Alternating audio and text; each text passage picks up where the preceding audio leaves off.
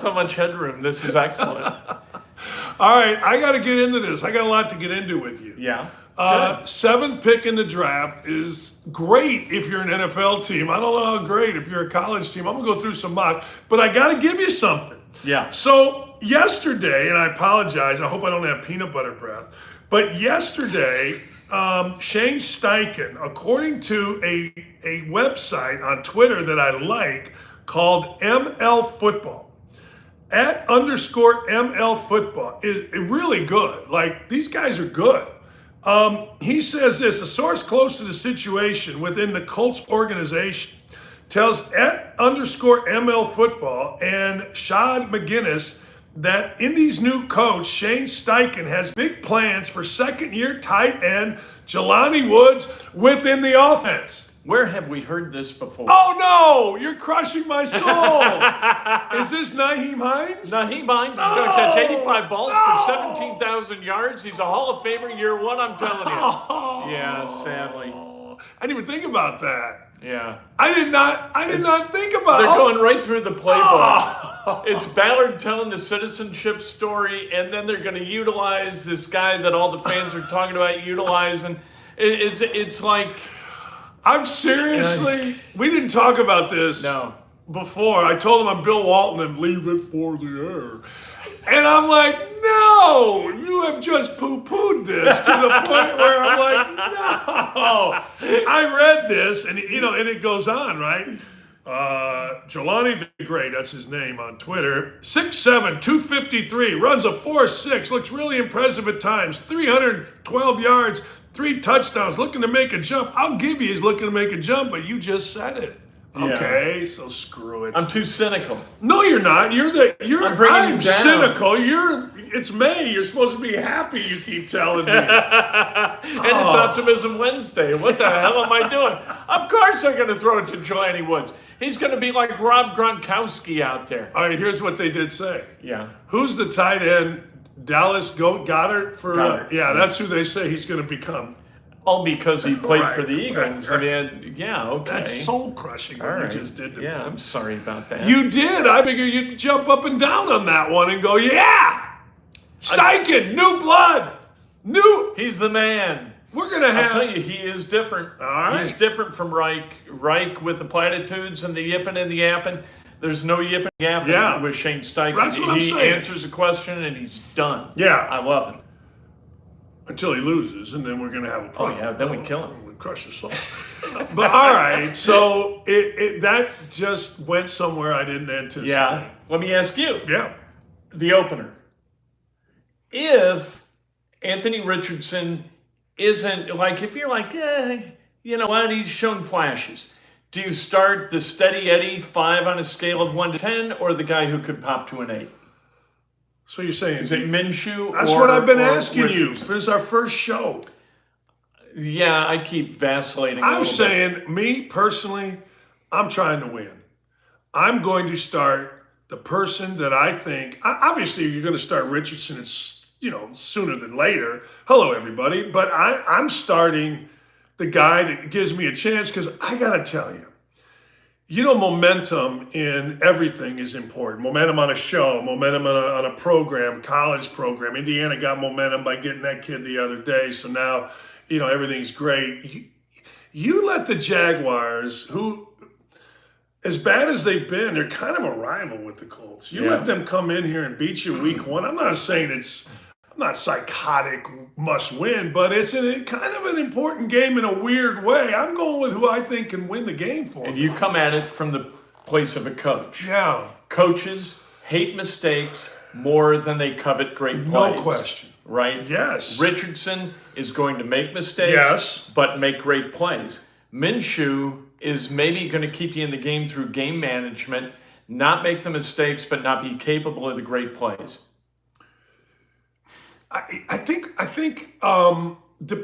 what's your definition of a great play? Like, is a great play takes off, third takes and it to the 6, house. you run for 22 yards? That's a pretty good play. That's a really good play. Yeah. Is that what's going to win Extend the game a play, for you? You're in the pocket, you get pressure, you step up, you hit Alec Pierce 55 yards down the right side. That's a great play. Yeah. Yeah, I don't worry about that in game 1. I don't. I know I should, but I don't. I don't worry about that. Game one, I got to win this game. And maybe I'm going to say the same thing about game two.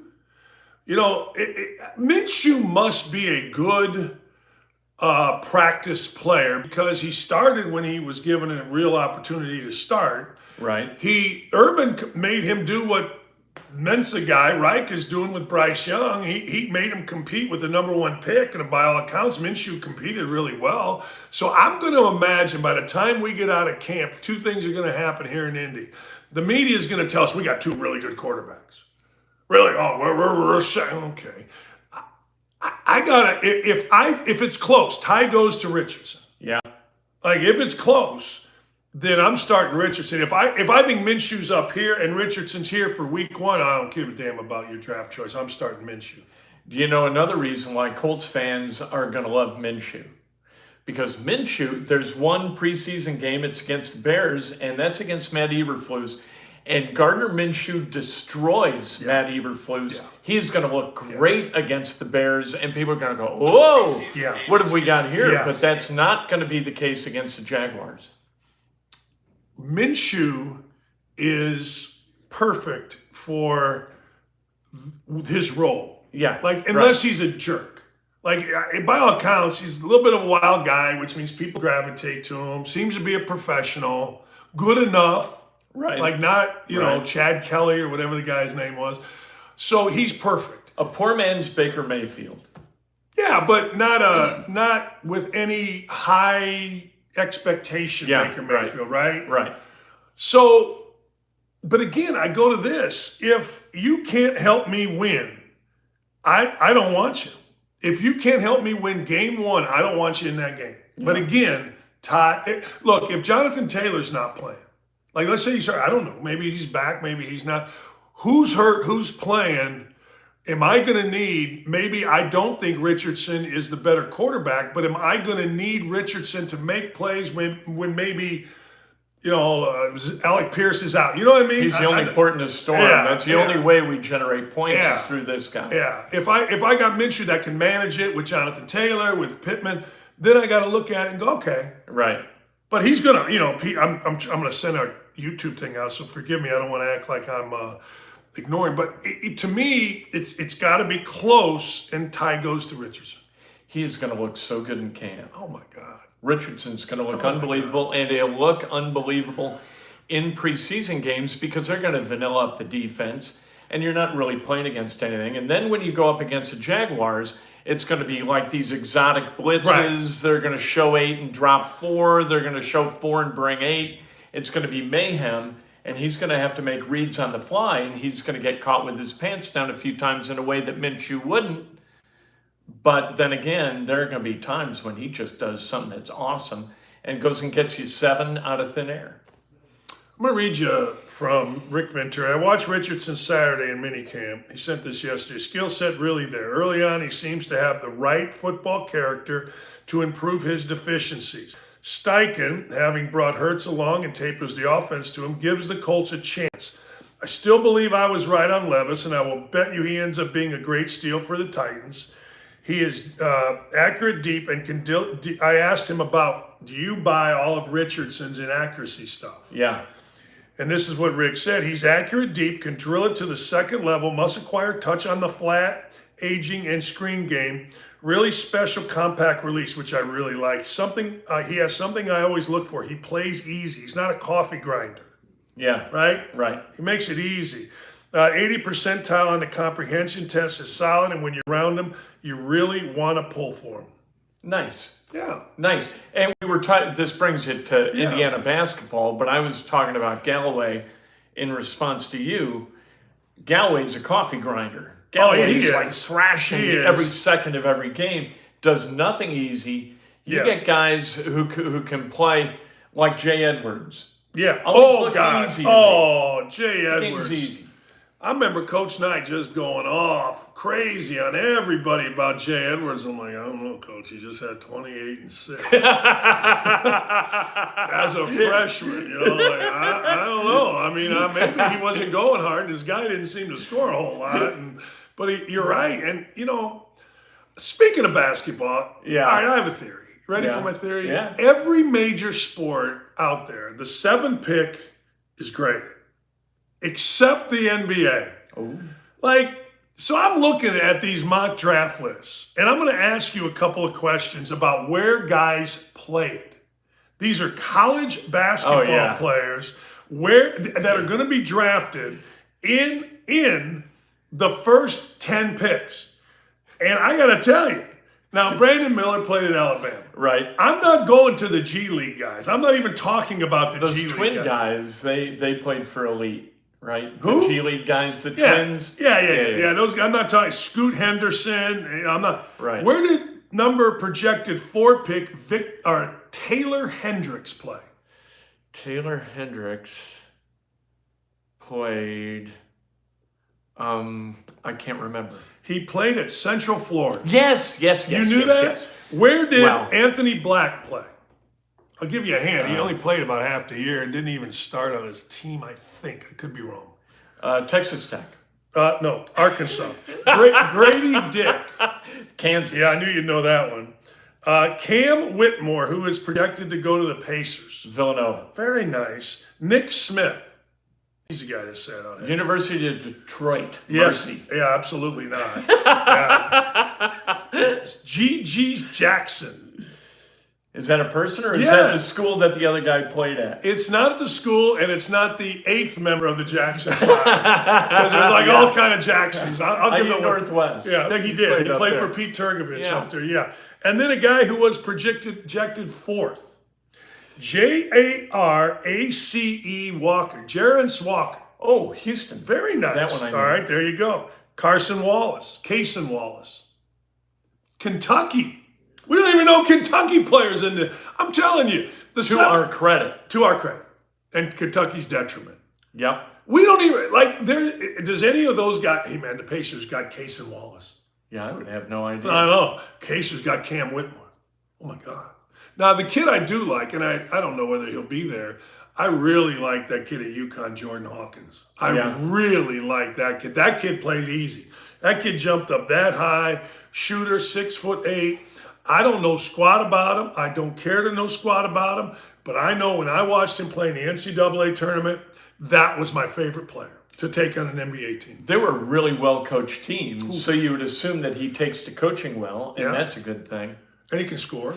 Do you know historically, the 7 spot has really been pretty good? Is that right? Well, you got to go back a ways. Eric Gordon, he was 7. Mm-hmm. Steph Curry, 7. Say no more. Yeah, now it goes back to 08 and 09, but there have been historical instances of Emmanuel Mudiay, for whatever that's worth. I don't know why his name stuck in my head. What as does that 7. do? That just hurts your argument. Yeah, I mean, still in the sometimes NBA? I argue against myself. You just did. I don't know. You literally. Well, his Gordon team. Gordon, great. I mean, Gordon's been in the league forever. He's been terrific. He's like Mike Woodson was in the NBA. Scored a lot of points. Been there a long time. A lot of green. $200 million. Oh man, but Curry sets it over the top, like Curry. But there's always Eric plays the same game he did when he was in 8th grade. No different. 100 miles an hour. He does the same stuff. Jeff Teague did the same thing. Drove me nuts. I've never seen a worse passing good player than Eric Gordon. Yeah. In my life. Indifferent to where other people catch a basketball. Doesn't matter. Right. He's going to throw it 8 million miles an hour, and he's going to throw it at your toes, and then look at you like, what the hell are you doing? You dropped it? Well, I mean, honest to God, I'm like, Eric, just, he's like the Anthony Richardson of basketball passing. He's going to throw it and go get the ball. But no, look, the 7th pick in the NFL, you're thrilled. The 7th pick in Major League Baseball, you're going to get, I don't know, the 7th pick in hockey. But I'm telling you, man, it's so interesting how the NBA it's so global. There's so many players available. In the NFL, there's no players from Europe available. There's no South Africans. There's no South Americans. There's no kids coming in, like in baseball from the Dominican Republic. I mean, it's not. So you got here, and our way of doing basketball sucks compared to the world's, and we're entitled, we're ridiculous, and there's just not a lot of prospects. You know what? I wonder, this is completely I don't know, is such a surface thing. But I wonder how many parents of Euro players wear the jerseys of their sons to their games when they're 8 years old. How often does that happen? People are crazy. I used to see people walk in with lawn chairs, come into games with lawn chairs, set it up on the baseline, and sit away from everybody with their son's jerseys on, watch and yell at everybody the entire game. It was insanity. Oh, it's insanity. I don't even Well, you coached it. Yeah, I got out, I think, just before the real insanity. But no, it's nuts. You know, the kid Victor Wembanyama, whatever the hell you say his name. Wembanyama, sure. Yeah. Wembanyama. You know, he's been playing against men since he was 15 years old. Yeah. Now, I don't buy the fact that he's the greatest prospect in the history of team sports, which they were talking about last night, but I will say this. He will be a good player no matter what, but he won't be a special player until he develops a special thing. Like if you go back and you look at the NBA, the sky hook by Kareem, Jordan learned a post-up game and obviously learned how to be a terrific shooter. Magic had to become a shooter. He developed, Bird really didn't have to develop, and neither did Isaiah, but Ralph Sampson was this Victor kid. When Ralph Sampson was coming out, people were like, oh, he can handle it. But what did he actually develop as a player that made him unique? Like, I'm very fascinated because I think, you know, I always say, well, Porzingis was the same guy. Well, he didn't jump like him. Okay, we'll see. But you got to come up. You got to do two things in the NBA. You got to improve your game. Your game has to be the most important thing in the world. And you got to come up with something, a skill. Like Kobe always got to the right side, pull-up jump shot, or the left side, pull-up jump shot. If he got to his spot, it was death. And the great ones figure that out. Let me ask you this about the combine with Trace Jackson Davis. They show him shooting threes. Are you better off investing your time to become mediocre at something you're bad at, like Trace Jackson Davis shooting threes, or investing your time at something you're good at, like rebounding, trying to become great at it to try to make an NBA roster and make a lot of money in the NBA? Well, I think you can do both. I do. I think like Trace Jackson Davis has a natural ability to rebound. And I think that Trace Jackson Davis has to live by the adage of don't show them what you can't do. Yeah. Like make sure, like, you know, show them what your strength is and that it projects. Rebounding projects in the NBA. If you're like, I remember Tate's Lock telling me, and I don't know if this is still true, but every guy that averaged 15 and 10 play in Division I basketball played in the NBA. Yeah. Now this is probably 2008. Yeah. When he told me this. And he went through like Popeye Jones, 15 and 10 at Murray State, 15 and 10, 15 and 10. You know, and so I remember telling DJ White, I mean, look, you got to average 10 rebounds a game. It has to say 10. Yeah. 10. Not 9.5, not 8, not 7. It's a good rebounder, 8, 7, but you got to average 10. So, again, I don't know whether that's still true. The game has certainly changed. Three-point shooting since 2008 has really, but that was Tates was working in the NBA at the time. Yeah. And that's what he.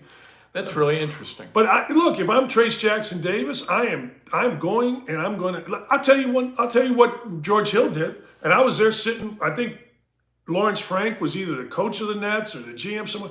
We're sitting there, and he asked me, he goes, "What do you think of George Hill?" I go, "I got to tell you, George Hill is the best leader of a team at the combine." He goes, "I know, it's remarkable." I go, "Yeah, he's got best control." People say he's not a point guard, is a point. Didn't matter. He was the best guy at the combine.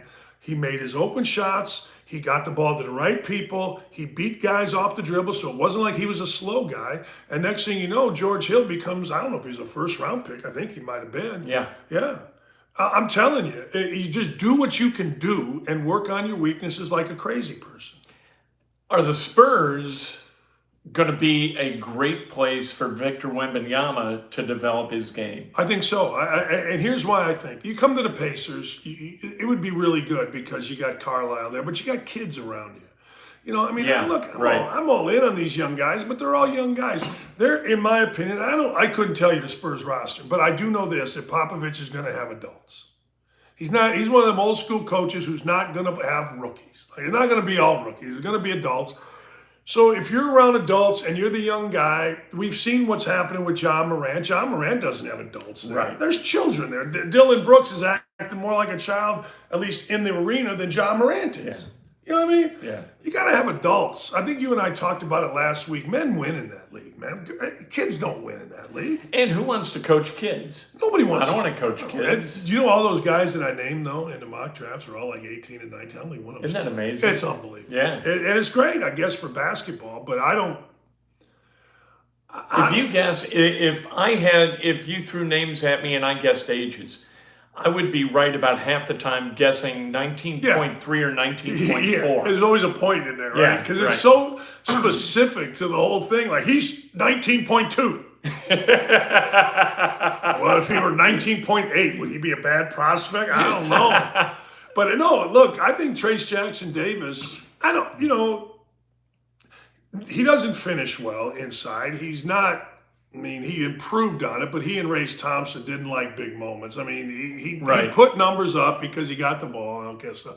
But they weren't the best. Ray Thompson in particular was not good in big moments, but he can rebound. Trace Jackson Davis was a guy I never remembered the makes. I only remembered the misses. That's because it's around the rim. If he was like 8 of 12 from the floor one night, I could tell you four all misses. 4 of the misses, but I had no working memory of the makes. No, He's one of those guys. Yeah. I'm rooting for him. I'm interested in Hood Schifino because I believe Hood Schifino is more like George Hill than anybody else. Like, people may die, I don't know, but he's gonna make a shot that's open. He can handle the ball enough. He's got good square body. He's got square shoulders. He's a strong kid, like George. He didn't screw stuff up. Oh, he didn't screw stuff. And that's why George Hill's still in the league. He doesn't screw, right. And that's why Popovich, when George Hill was there, at least said it. He's one of my favorite players. He doesn't screw stuff up. Right. I would argue that Hood Schifino, he was a god-awful A.J. Guyton type horse bleep defender, because by the end of the year, I couldn't take my eyes off him guarding. Yeah. You know what I mean? I've told you this before. Like, Recker and Guyton, I just couldn't take my eyes off how bad they were defensively. And maybe somebody told me today, well, maybe that's my Serbian brother, Nikolai Jokic. They go, he don't guard nobody. I don't know. He gets 34, 21, and 14. You know what I mean? Yeah. Yeah. Let me ask you this.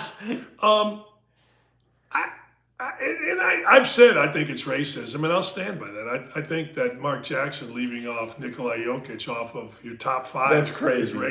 Yeah. How do you guard? How do you guard a guy like Jokic? It would be miserable because you think you got him. Yeah. And then you don't. And he's just banging that shoulder in your sternum all day long. Yep. And then he's finishing when he shouldn't be able to finish. He is a really a sneaky, that's the wrong thing to say about a 2-time MVP, right, but a really good sneaky offensive player who's if you didn't know it was him, and you went to the Fishers Fieldhouse and you watched guys play, you'd be like, oh, some kind of knucklehead industrial league team guy. No. Right. I used to say about guys like him, he'll be scoring points when he's old and fat in his 60s. Well, he already seems old and fat in his 20s. But, the thing about guys is the bottom line comes down to, if you're effective at one level, generally you're effective at the next. I learned that at Bowling Green. Guys would be like the greatest. You can't do this at the NBA or the Big Ten level, but there'd be undersized forwards. Like a kid I had, Anthony Stacey, who in AAU basketball would get 20 and 12, 50 against anybody. Right. Anybody. I don't give a damn if he's playing against Kwame Brown in high school or he's playing against, the Hoosier Heat. I don't care. He's getting 20 and 4. It don't matter. And it always translates. It's always like, he's going to do that in college. Not everybody, but certain guys, certain body types, certain guys. And I look at, I'm sure Jokic was playing the same way when he was a kid. LeBron was. Playing the same way, doing the same thing. It's fun to watch. And I hear the same thing, football-wise, about Anthony Richardson. He was who he was. Yes. Don't expect him to be somebody different than what he was at Florida. And I totally get it, but we don't do that. No. We like, ooh, a 4.40, and he can throw it 85 yards. Right. He's going to rewrite the record books. Well, why didn't he do that at Florida? That's a legit argument. Well, and the legit answer is he didn't play much. Now, here's what I would think is if I were the Colts, and I like what the Colts are doing. I do. To me, I would like to see if Anthony Richardson, this is all hypothetical, stayed in college, would he be the number 1 pick in the draft? Yeah, right. I think he would. No. Really? Yeah, they say Caleb Williams. Oh, yeah. He would have been number 1 this year if he could have come out. Yeah, you're probably right about that. But I would argue he was 4th this year. Man, another year. I wonder, like he was 53% passing. And people say, well, 53% wide receivers run open in Florida. Man, that's probably true. But what I would say would be, you know what? Man, if this coaching staff can coach, if this coaching and the kid is receptive to it and you get some separation, I would imagine, and it's going to be odd, his completion percentage will be much higher than 53% this year. And you see it, and it's usually incremental, but a guy like Hurts goes from 53 to 56 to 60 or somewhere in that vicinity. Yeah. And so you see it grow as they develop and as the coaching staff understands better what these guys do. And you would think that Steichen, who got, if you look at Justin Herbert's stats, because I didn't watch a whole lot of Chargers football, the stats for him as a rookie, every bit as good as they were second year and third year. He gets a lot out of guys early. So I'm optimistic, and I'm going to keep twisting my brain into optimism as time goes on. Well, you wanted this guy the whole time. I like it. He's got his ceiling's crazy, but his floor, I don't think his floor is really that low because he can run. He's going to be all right. People say, well, when you talk about him, this is an old narrative. This is an old narrative about a black quarterback that can't play in the NFL.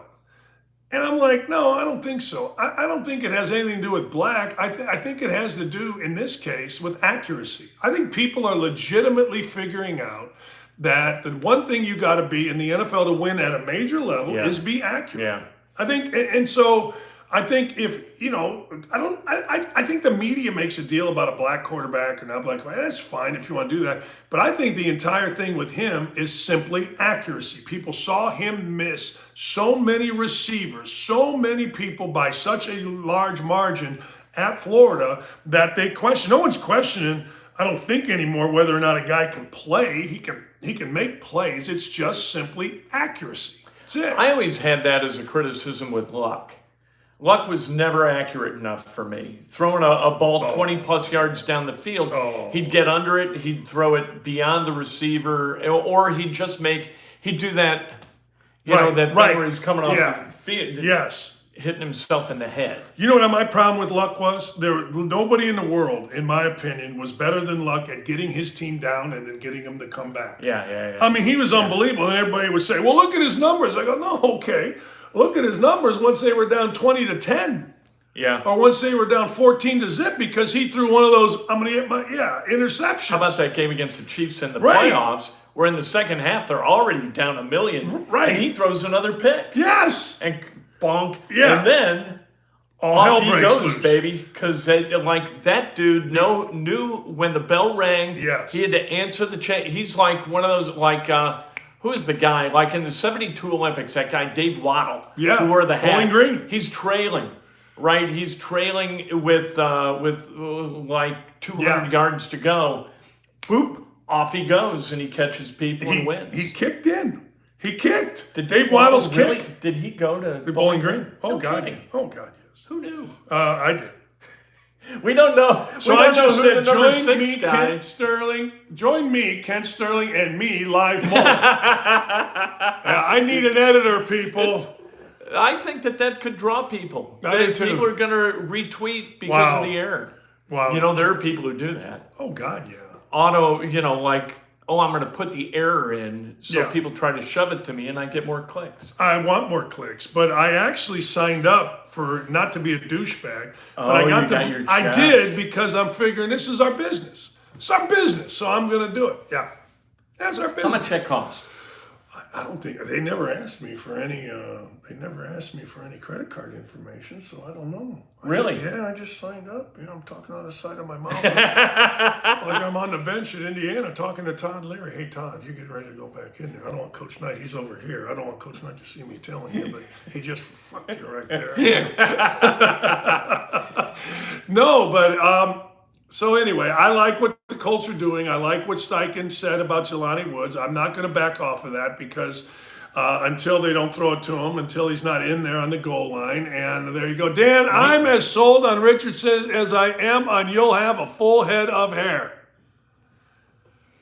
Well, that's unnecessarily negative in a variety of Well, directions. you started this negative.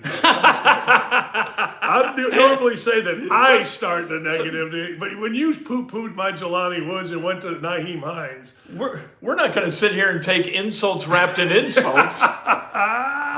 Dan, remember me? I'm the Ellinger fanboy. Well, there's one. What happens with him? Good luck. He's the backup. Backup? He's the third guy. He's back. Let him go. What are we doing?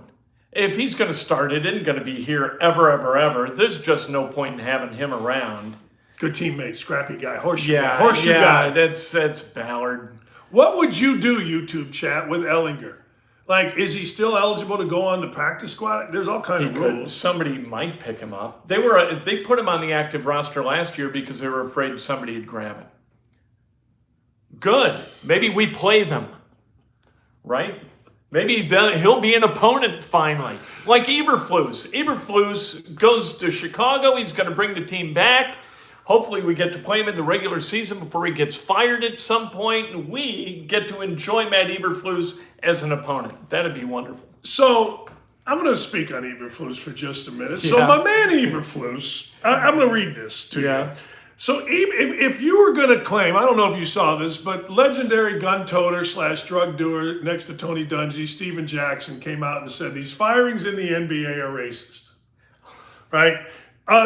Totally dismissing that Mike Budenholzer is a white guy. Nick Nurse, white guy. Right. I mean, forget about that. But it's all racist. They fire African Americans and hire white guys and give black guys bad jobs. And my point is, well, maybe so, but the good jobs that are winning are usually filled, but I digress.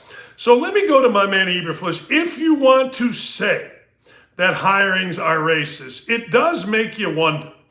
Only in Indy can Eberflus show up his defense 100% lifeless in Jacksonville when it was all on the line, lose to the worst team in the NFL with a 98% probability of making the playoffs, and then parlay that into the Chicago Bears, the monsters of Midway's job. That came from a friend of mine, and he ain't wrong. 100% right. Think about that.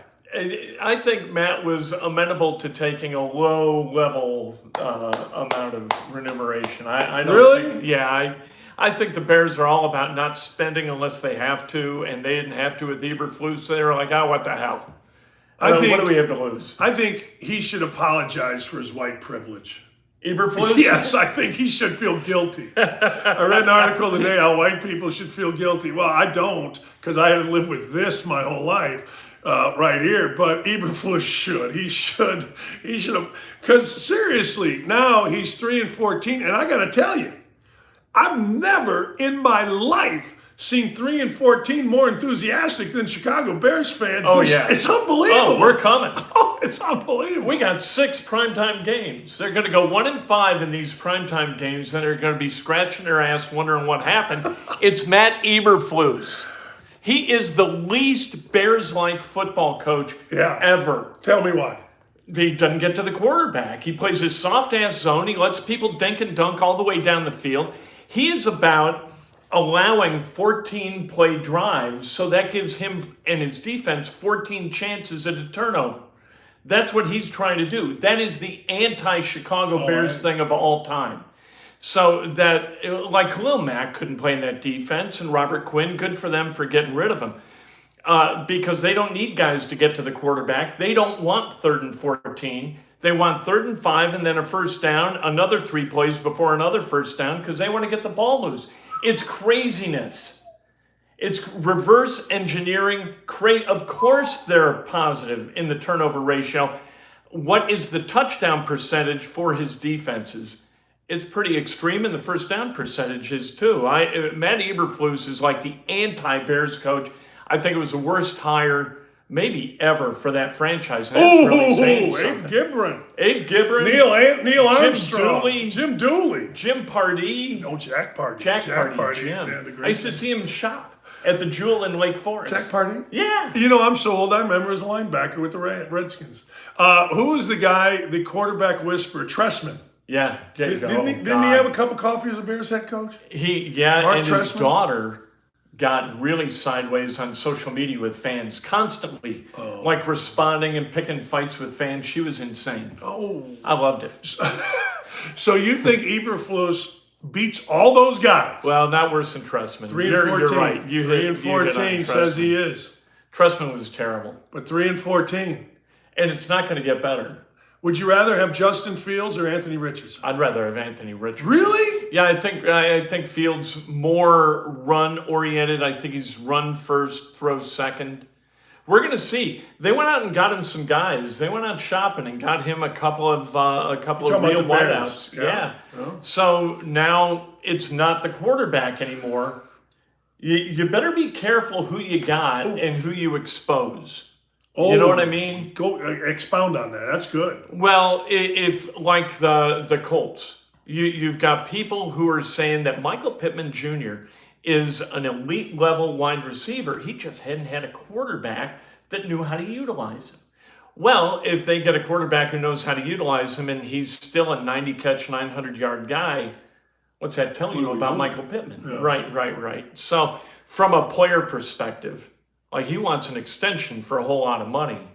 Is he worth it?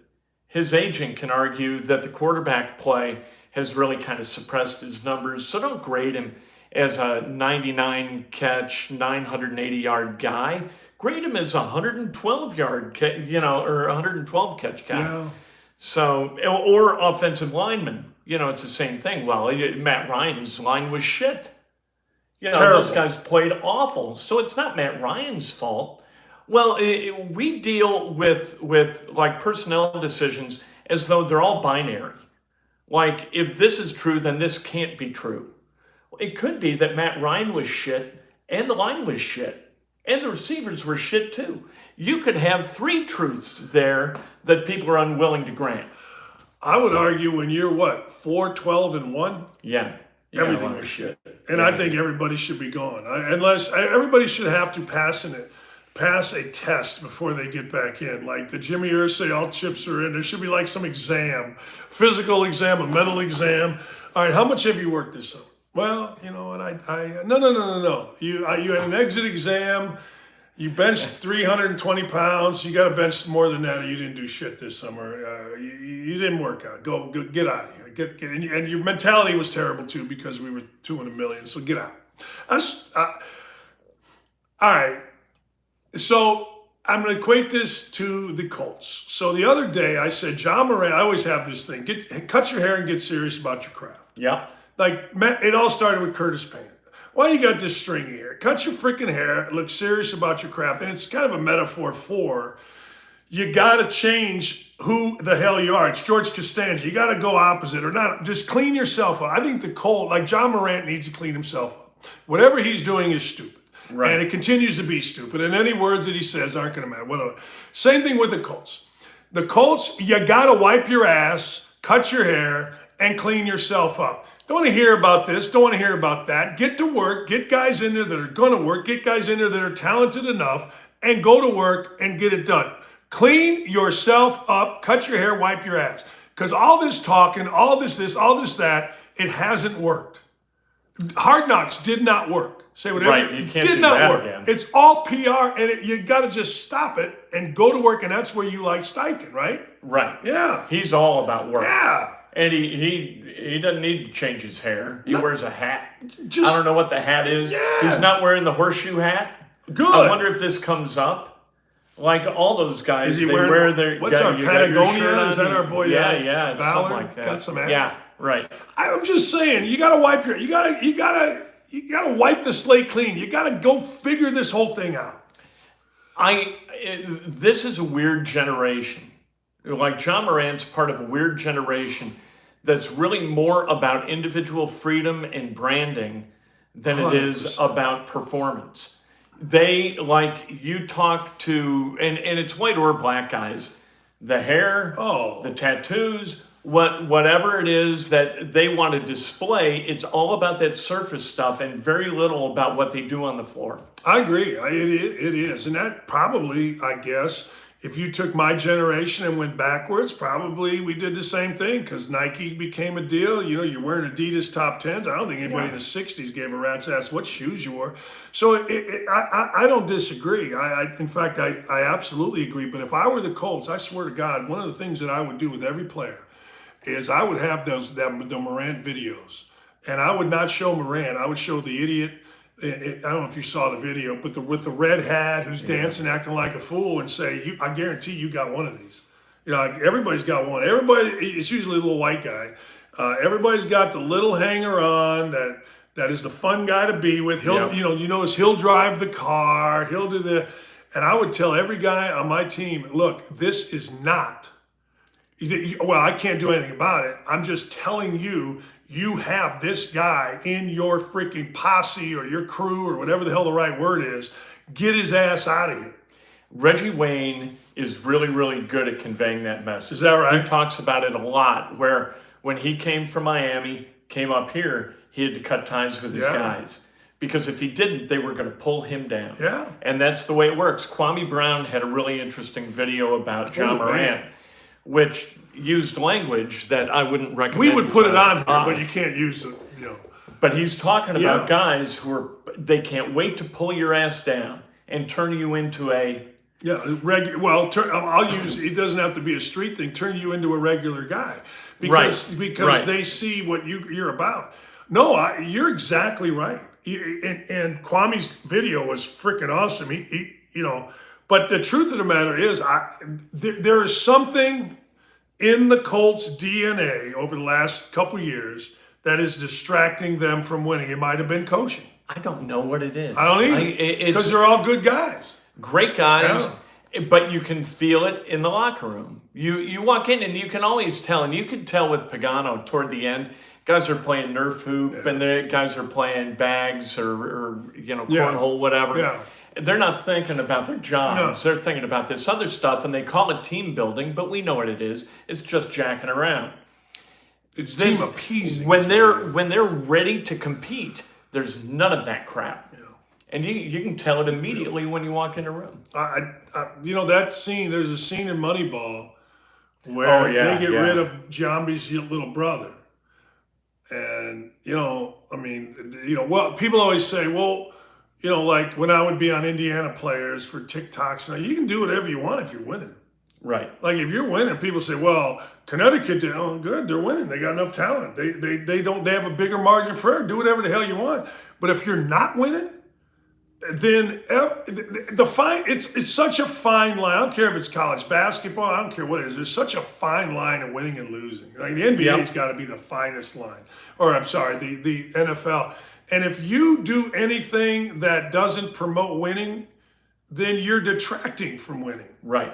I go back. I always tell this story about Brad Stevens and I having a conversation about what you had great players. You recruited great. You had Shelvin Mack. You had Gordon. You had all these guys. But what was like a key that people don't know? He goes, Dan, everybody in the building, everybody in Hinkle Fieldhouse, everybody at Butler University was moving in the same direction. You didn't have anybody getting with a player, you're getting screwed, man. Blah, blah, blah. No, there was none of that. He mentioned janitors. I think the baseball offices are in Hinkle Fieldhouse. I think everybody was like, boom, boom. I'll give you two guys from those teams, Zach Hahn and Matt Howard.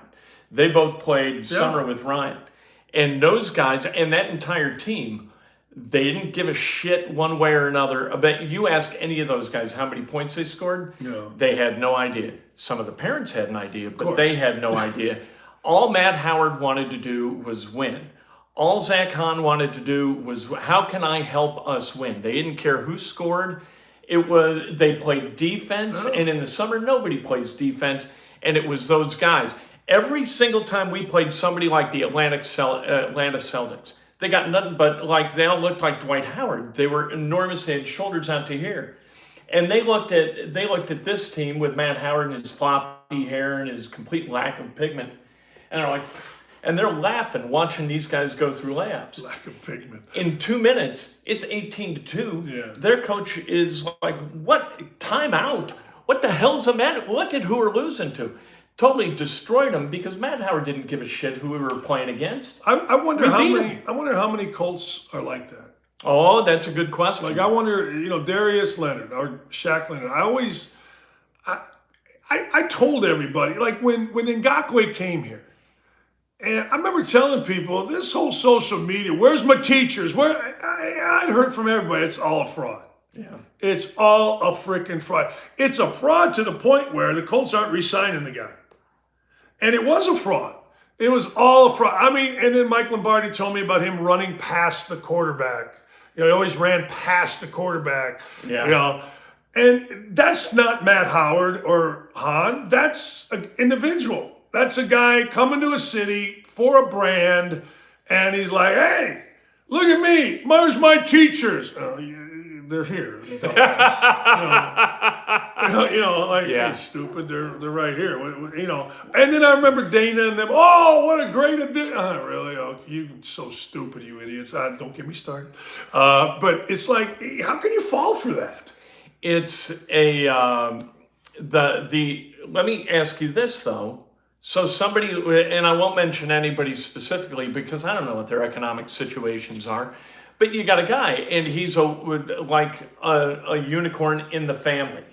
You got a family who is really, really poor.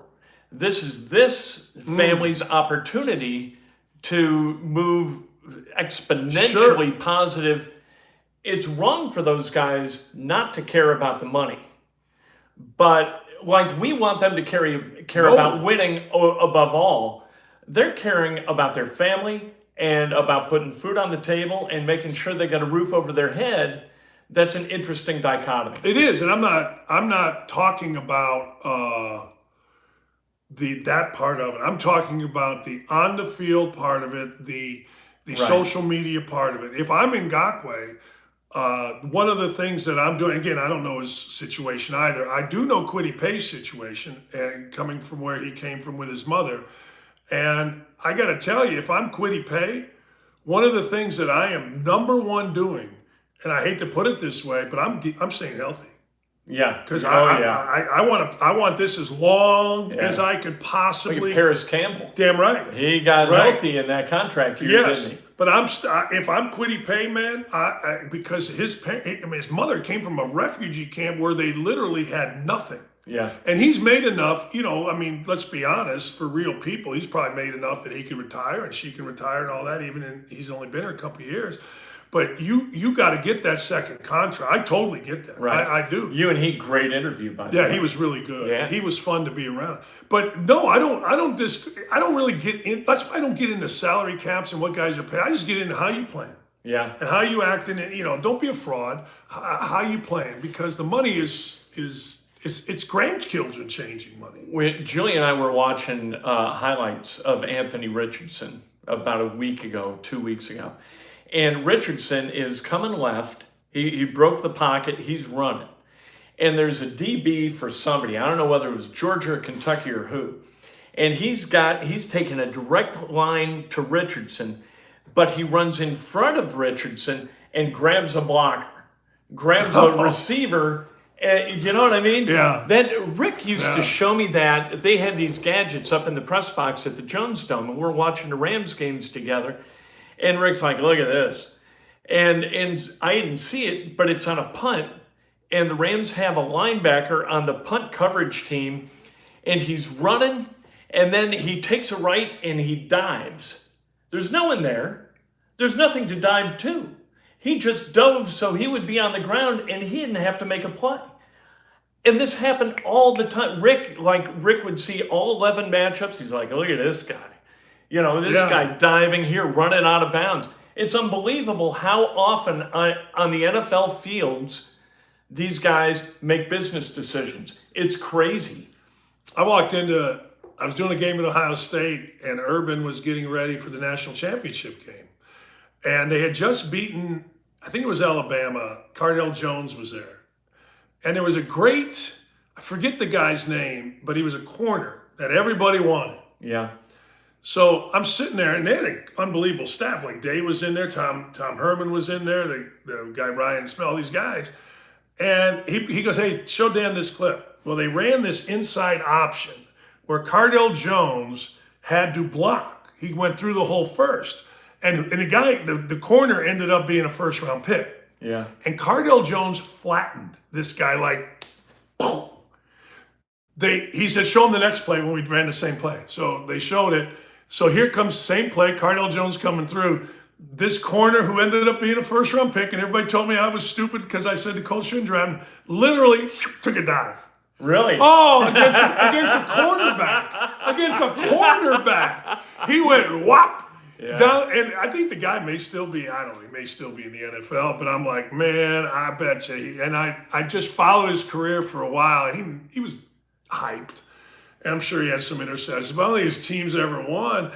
And I'm like, man, I would have never known that. Yeah, Just right. like you would have never known a dude took a dive, unless you're, that's why I say it's. Never watch the ball. Never watch. Oh God, no! Never watch Right. the freaking ball. Doesn't tell you nothing. The line in football tells you everything, and even that, you end up watching the ball. But I don't know. I just hope the Zach Hans and the Matt Howards. I just hope the Colts have those guys, and if you do, you Yeah. got a chance. If you don't, you got no chance. And it's completely contagious. Yes. If you got one guy, it becomes two and becomes All right. four. So and let me then eight. ask you.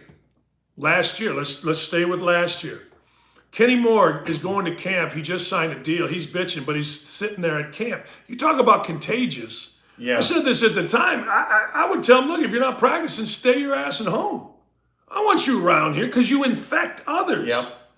And there are very few guys that the Colts won't extend, despite the fact Sure. they're 4-12-1. They'll extend you. Yeah, exactly. You've been there every day, Kent. We're gonna give You're you a horseshoe guy. We're Look going to at give you him. a double pass. Look at him wearing the Colts t-shirt all over the building. It is fantastic.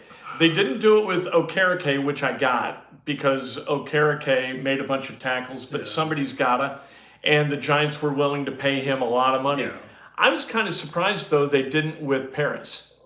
That kind of surprised me because they generally extend everybody, but they didn't him. Oh. And I wonder what was the kind of the crux of that decision. I always say this: things don't happen in a vacuum, and No. we see an injury and we think, well, they didn't because he's injury prone. Well, he played last year in a contract year, as you said, so they know. And you know what my initial reaction was? My initial reaction was, and again, I'm no doctor. I don't even know the injuries Paris Campbell had. Yeah. I don't even know. But my thought was they don't think he's an available guy. They don't think he's a guy that will play through stuff. They think that he goes out too easily would be my guess. Now that's just a total guess and it's unfair. But that'd be my guess. If you or they played- didn't think he was good enough. 15 games your first 3 years, and then 17 games, or I don't think he missed a game, in your contract year, when he signs a new deal, what are you going to get? That's an interesting question. You might be right. I mean, they've got actuarial tables on everything. This guy has torn this, he's sprained this. So how does that affect his window and all that kind of stuff? So, but you're right. Everybody, like with Paris Campbell, he's so fast. I didn't see him show any speed this past year. I didn't see, no. Like T.Y. Hilton, they say he lost a step in his last year. He got behind twice. He dropped a wide open ball, but he got behind people. Yeah. I'm with you on that. I hear, when you were talking about Paris Campbell earlier, the thought hit me. I wonder if he looks faster in another uniform. What I mean? Yeah, right. Sometimes that influences how you look. Like, I Right. think guys in Yankee pinstripe look like better baseball players. I don't know why. But you're right. Like, I never saw him like running past or separating or giving a move to get by. I don't think we ever saw that. I don't think I saw anybody missing. No, You know, that's a great defensively, point. Yeah. And he was supposed to be the guy. Yeah, right. Oh, yeah, he's going to stretch a Oh, defense stretch of defense. by throwing in bubble screens. 12 times a game. I did see, the Pierce kid. I thought Alec Pierce got behind people once in a while. Know what else he can do is he can turn his body in a way where he's going to get his hands on the ball where he can catch it. Yeah. And that's there's an art to that, and he's really good at it. Well, I like it. So- He's a natural wide receiver. He's We'll not see. an invented wide receiver. Sometimes guys are scripted wide receivers, meaning they've worked so hard they become a wide receiver. He's a natural wide receiver. Yep. That's interesting. Yep. All right. All right, last thing before I Yeah. let you go. Are we buying the Lakers beating my Serbian brother Jokic, or is Jokic going to the finals? I think he's going to the finals. I don't think the Lakers should be in the finals. They just, and Anthony Davis. I just don't think they should be there. He had 40 and 10. Well, what are they? Yeah. They're LeBron and they're Anthony Davis. And you know that at some point in this series, Anthony Davis is going to get hurt in some way, and it's going to affect him for 2 games. And so there's your 3 wins for the Nuggets. They just need 1 more. All right, there you go. And I like the Nuggets. You like the I Nuggets? like They're fun to watch. They're you talking about contagious? They're passing contagious. Yeah. They ain't yeah. afraid to throw it to each other, and they like throwing it to each other. So I like that. Yeah, and when Generosity your pays. star player is a post center forward guard and he's got 14 assists, I mean, what the hell? He never looked. He looked so awkward handling the ball. Like his dribbles are just weird looking. But he didn't turn it over. Like he's not pretty, but he's pretty effective. Ken, if you sometimes in recruiting, you'd set up a workout in open gym. You go to kids' high school and you watch them work out. If you watched him work out, you'd be like, I don't know what to do with that. He shoots it here, and I will take him because he's big, but what you would, and then you get on the court and you're like, whoa, look how much better he makes this guy, that guy. Yeah. That's fascinating. So Yep. like us, ring the bell, greatest. subscribe. We gotta get over 2,000. Yeah, that should have happened already. For God's sake, what are you people doing? Help us out. I blame you. Hey, can I put a plug in? Please. July 10th, I need golfers. Sean Black, you're already in. I got 96 people in there. If every one of you signed up and got a foursome, I'd be done. I need 32 foursomes on July 10th. It's the 13th annual Tom Dockich Memorial Golf Outing. Which is a great time. Yeah, it Great is. time. And we got Horseshoe Indianapolis to sponsor. We're going to have all kind of stuff going on. A lot of booze, a lot of food, a lot It's of fun. exactly the way a golf outing ought to be run. It's the perfect golf outing. Thank you. Still out at GCI? GCI, yeah. Excellent. We need 32 foursomes. I don't know how many we're at, probably 12 or 15. So get there quick. Thanks, Sean. Appreciate you. Thank you. Subscribe. Now.